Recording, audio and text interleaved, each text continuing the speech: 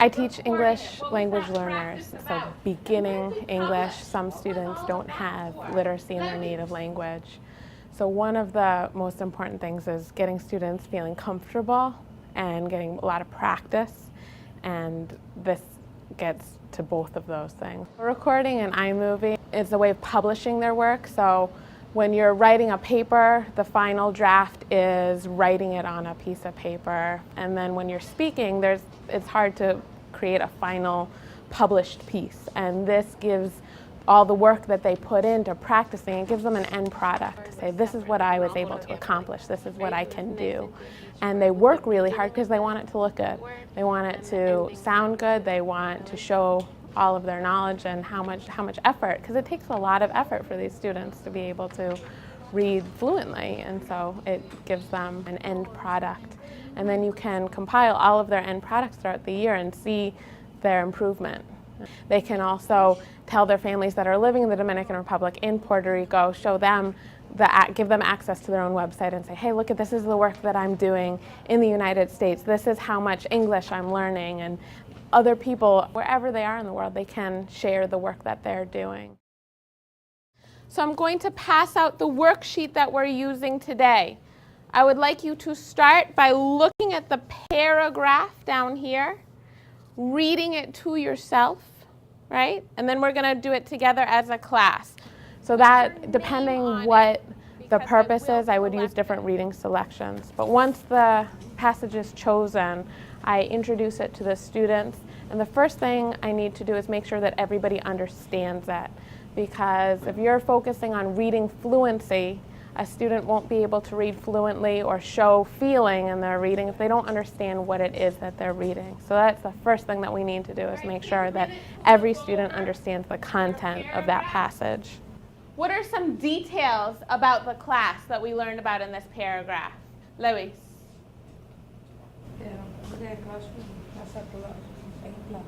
There's a clock in the classroom. What else do we know, Robert? There's 2 sofas. How lucky are we? 2 sofas. Once we have everybody understanding that content, we're able to do some practice. And we practice together as a group. And that is one of the reasons why we do choral reading. Everybody's reading at the same time, so nobody feels that they're singled out. It's a great strategy for reluctant readers because they are able to read at the same time, but they don't feel that everybody's eyes are on them, and they get to practice hearing the sound of their own voice, but it's also with everybody else at the same time. I have my own computer. I read lots of books. My classroom has 1 clock and 2 sofas for reading time.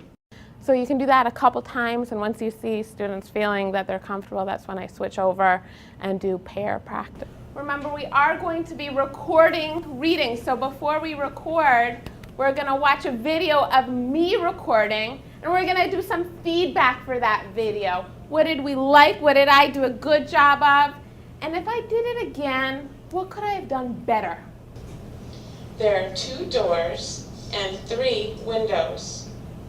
On the wall, there are 2 maps and many flags.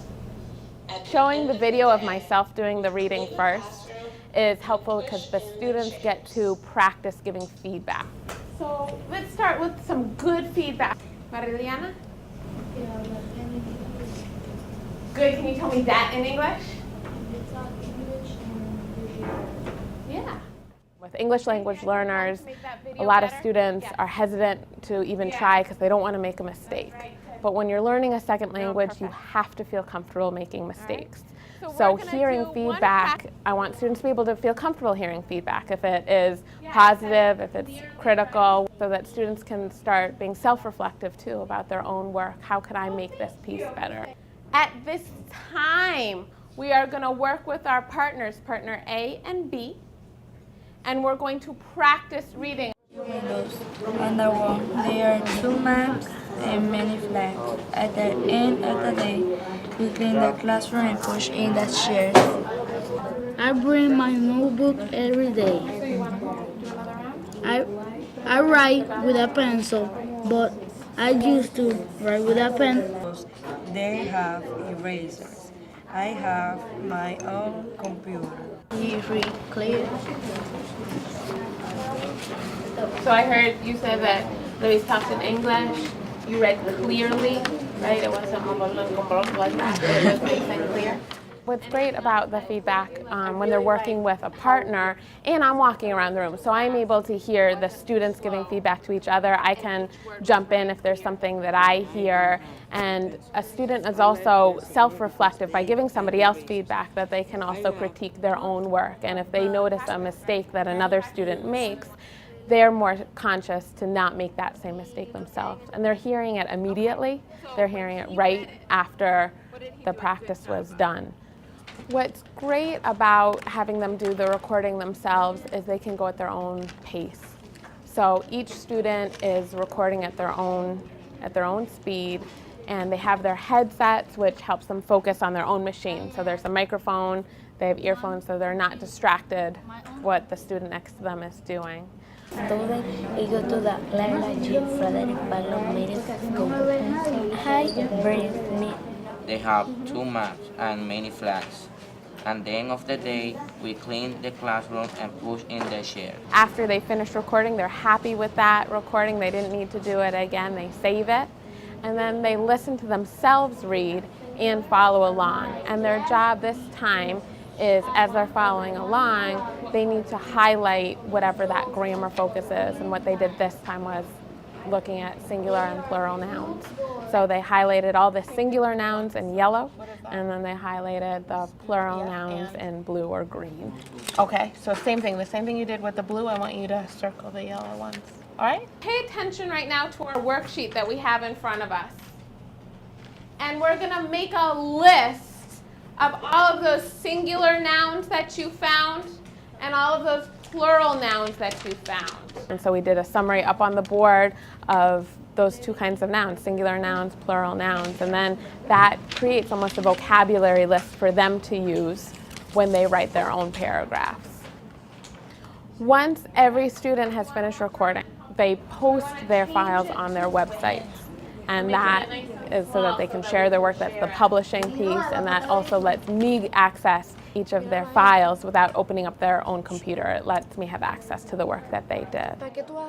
Especially with English language learners, they learn so fast, and so they get to see how they're progressing in it, and they feel good. I had a student actually say, "Miss LJ, I think I'm reading better," you know? And it's true, he is, and for him to notice that is fabulous. It's not a lot of prep. It doesn't take a lot of time. I think the most time-consuming piece is figuring out what the reading selection is. And it may be from a textbook or it's something that we've written ourselves.